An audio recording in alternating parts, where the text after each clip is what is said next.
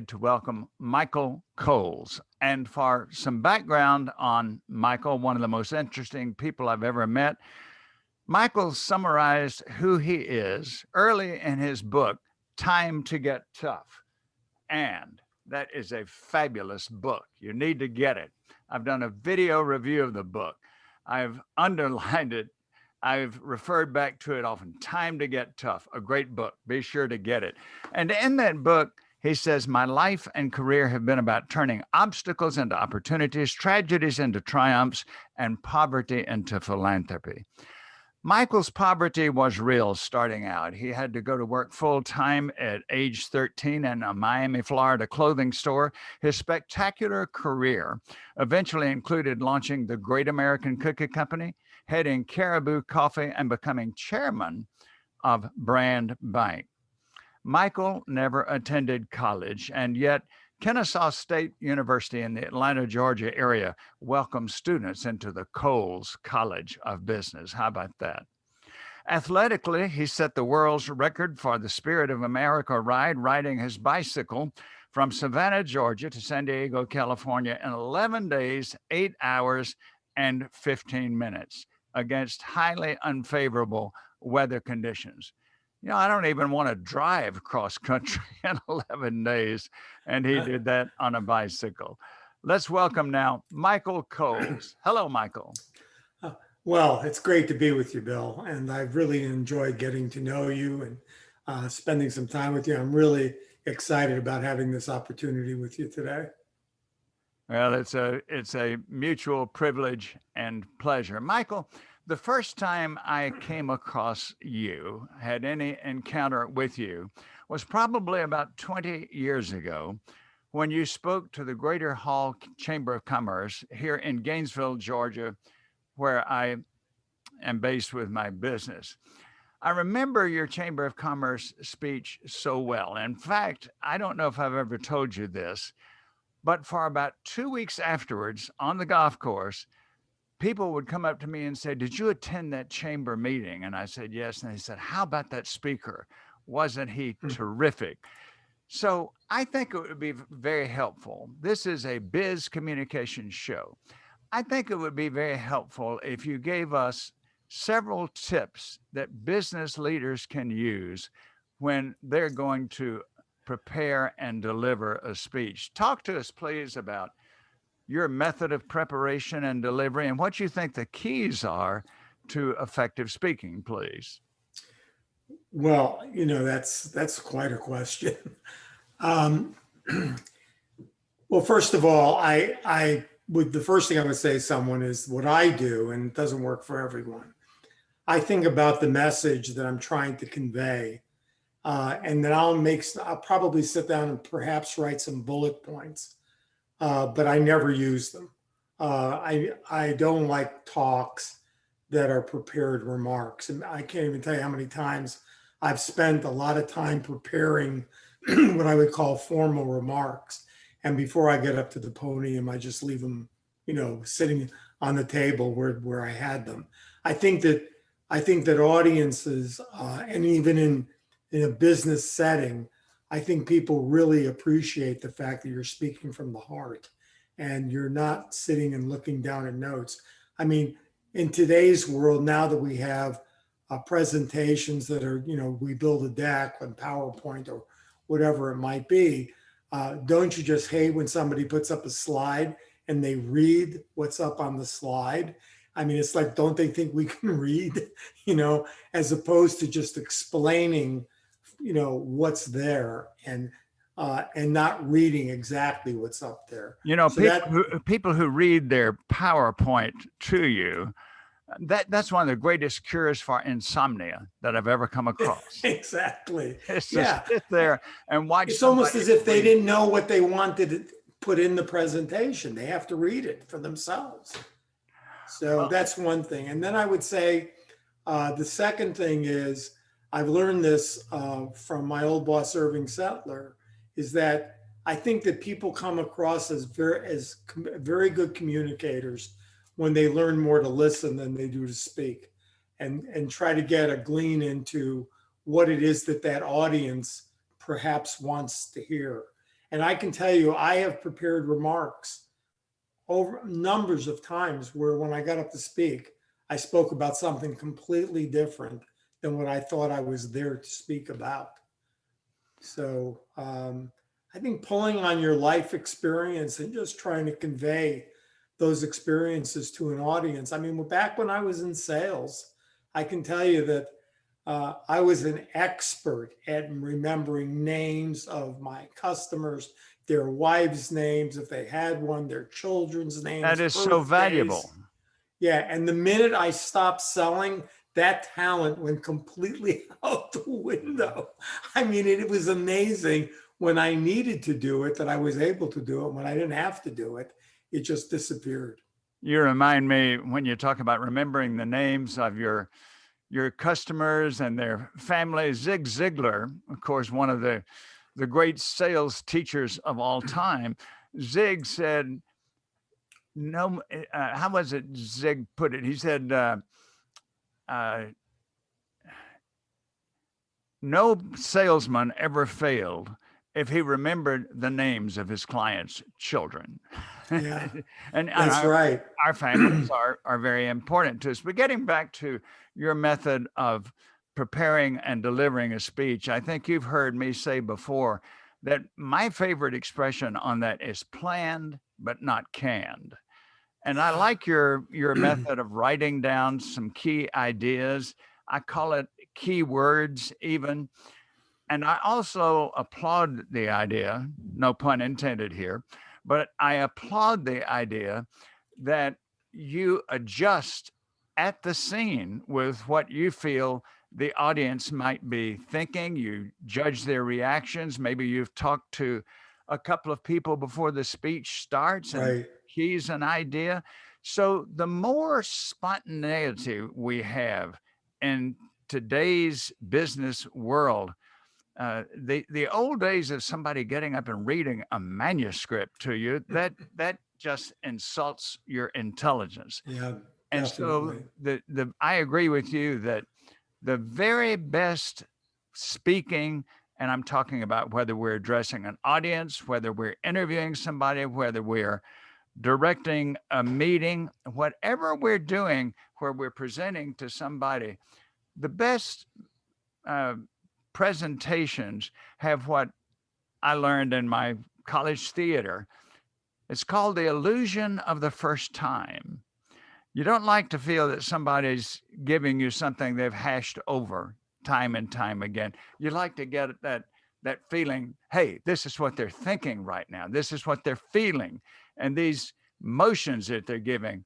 And way back in the early days of training in rhetoric, they had what they called the School of Elocution. I don't know if you ever heard the term elocution, but Sure. early speech training was called elocution. And in the early days of elocution, some of the supposed masters of rhetoric would say exactly where your hands need to be at which point, and you memorized each gesture. We don't want robots or mannequins, do we? No, absolutely not. And, I've heard some very, very good speakers, and I've heard some that were just terrible. I mean, Bill Clinton was probably one of the greatest speakers I've ever seen without any notes, that could walk into an audience and basically understand what they wanted to hear, which is how he became president. As a matter of fact, my first meeting with Bill Clinton, I will tell you a quick story. My first meeting with Bill Clinton, I had breakfast with him at the governor's mansion here in Georgia. And I left and called my wife and said, this guy has as much chance of being president as I do. And and and and the truth is what I didn't recognize in that folksy breakfast is that he brought that to everything he did, and met people felt when they talked with him, even in a big audience, they always felt that he was connecting with them individually. And it's an amazing talent. And it's one that, people should really respect the ability to do that. I know you have that talent, and that's one reason you have excelled in so many arenas. We've talked about speaking. Let's talk now about meetings. So many people in the workforce feel bogged down by meetings. They feel it's a terrific interruption of the work that they could be doing. And in many cases, they're right about that. I know that in building companies and in directing companies and sitting on boards of directors, I know that you have probably been in many hundreds of meetings and you've directed many of them. What do you think were your keys to making meetings interesting, productive, and really worthwhile for people who were there, Michael? Well, first of all, I mean, the difference, I guess, in a meeting, I had one just yesterday, and what I tried to do is give the board. This was a board meeting. I tried to give them as much information as possible, but send the information in a very succinct form, as opposed to sending them. You give them an appendix that has 50 pages behind it, but send a 2-page, kind of a 2-pager that basically outlines what we're going to talk about. And what I try to do in most of the meetings that I've conducted is I try to listen more than I speak, because if you're really trying to get input and you're constantly interrupting people, eventually in those meetings, people are going to stop speaking. And I've really learned that there is a lot to be learned by listening. The old expression, God gave us one mouth and 2 ears for a reason. And the reason is to listen. And it is amazing how effective you can be in listening and trying. Because I would say this, that I have always surrounded myself, well, I wouldn't say always, but when I've learned the lesson of surrounding myself with really smart people, when I realized I didn't have to have every answer to every question as a leader of an organization, what I really learned is that you can get a lot of credit you don't deserve, because in fact, you let people do their jobs. You brought the right people in who had a lot of talent, and you listen to them, and then you guide them. In other words, there's a difference between leading and guiding people, as opposed to bossing people, as opposed to telling them what to do. I think that the collaborative atmosphere you can create in both meetings and in running organizations is extraordinarily important. People have to know they're having some input. Once they don't feel that they are, they're either going to leave the board or leave the business. You said in your book that one of the most important lessons that you learned early on, there were plenty of people who said that you need to be the smartest person in the room. And your comment was, no, you need to surround yourself with smart people. And as you just indicated, draw from their experience, their knowledge, and what they think would be good solutions to problems that you're discussing. Michael, we are going to have to close, but I want to ask one more question, and that is, in your book, you talk about when you get to a top management position, the way you put it was there's no such thing anymore as an off the cuff comment. Tell us what you mean by that. Well, I think that a lot of people think that when they're, especially if you're in a leading position, that the person you're leading may think that you are friendly, but they may not necessarily think you're their friend. And there's a big difference in that, in the interpretation of the words that come out of your mouth. One of my favorite stories about this is it's not a good story. It's not a good outcome. But I had a meeting in my office with a young woman, and I brought in our head of HR to sit in the room with me. We had a problem in the company, and I went, and she had caused the problem, but I thought we had a terrific conversation. I told her it was a tremendous opportunity to learn. I used all the right language, I thought, in getting her through it. And she nodded her head and said she understood, and she felt like it was great input. It'll help me grow and all of that. And she left, and I turned to our head of HR and I said, "How do you think that went?" She said, Oh, she said, I think it was great. I think you did a really good job. Well, we find out later she went back downstairs, cleaned out her desk, hysterical crying, and quit. Never came back to work. And we went back over that conversation, and I honestly do not, even to this day, I don't know what I said that was probably wrong, other than the fact it was probably not direct enough, and it probably went on longer than it needed to in trying to be more friendly about it. And it just led to the conversation not being a good conversation. So here's my advice to anybody that's leading. One, don't make casual comments in elevators. Don't make casual comments when you're walking around the company, no matter what they are. Just remember that people are looking at you to be a leader. It doesn't mean you can't be friendly, but just don't think that you're their friend, because you're still their boss. Very, very well put. And what you just mentioned is something that I write about and produce videos about fairly often, and that is perception. We we all perceive events different ways, and yours is a perfect illustration of it.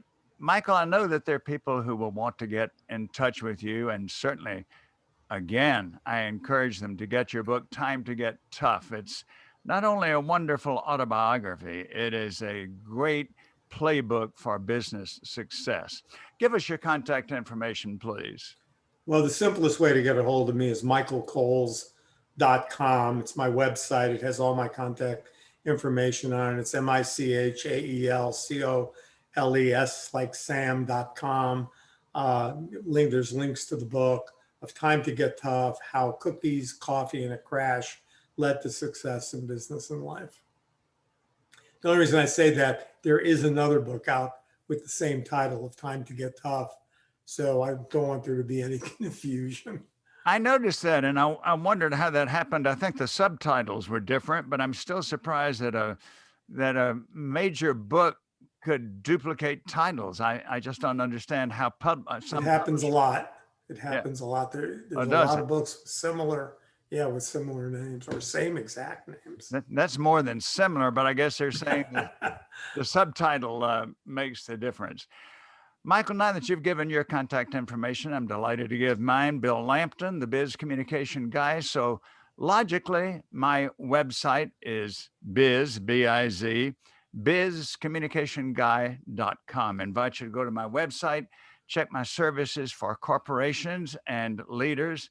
Give me a call and let's talk about your communication challenges and problems and how I can assist you with them. Michael, this has been terrific. Any closing 30-second thought that you'd share with us? Well, I'll make it real quick. Throughout my book, and a lot of it is about things that went wrong and dealing with the unexpected, but throughout the book is the theme of David and Goliath. I'll just leave people with this thought, which is that the moral of that story for a lot of people was that David slayed Goliath. But for me, the outcome was always about the fact that David had the courage to step into the valley.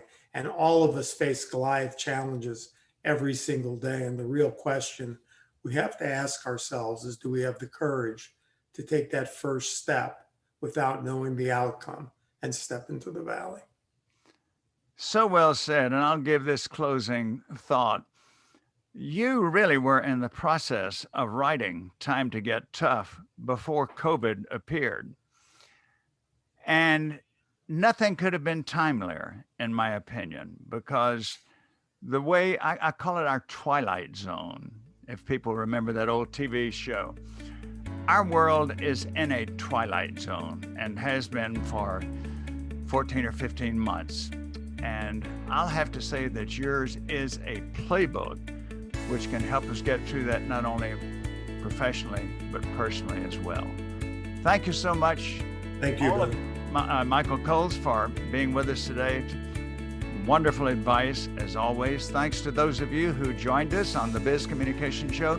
Be with us again next week for another highly informative and enjoyable and profitable conversation.